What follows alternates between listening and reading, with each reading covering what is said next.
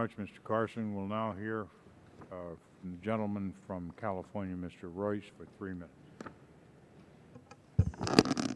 Thank you, Mr. Chairman.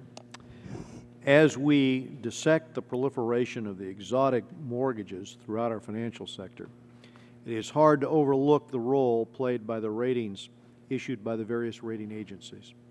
Certainly there were flaws in the actual ratings. In January of 2008, there were 12 AAA-rated companies in the world. At that time, there were also 64,000 structured finance instruments, like collateralized debt obligations, holding that AAA rating. Further, many of those products were based on nothing more than junk mortgages. Of the $3.2 trillion of subprime mortgage securities issued, 75% were awarded AAA ratings. But the rating agencies missing the mark when assessing the potential risk associated with these products was not the core problem.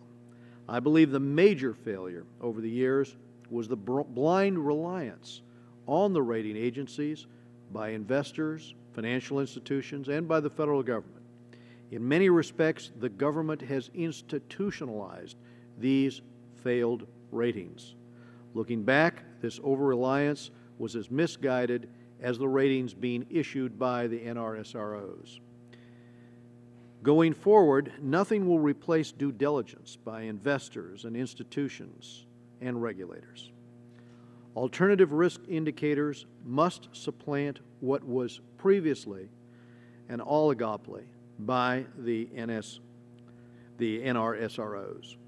I think a more competitive market with alternatives to the NRSRO's ratings is the most effective alternative, and for instance, I would raise the issue that many economists for some time have advocated for mandating large institutions issue subordinated debt.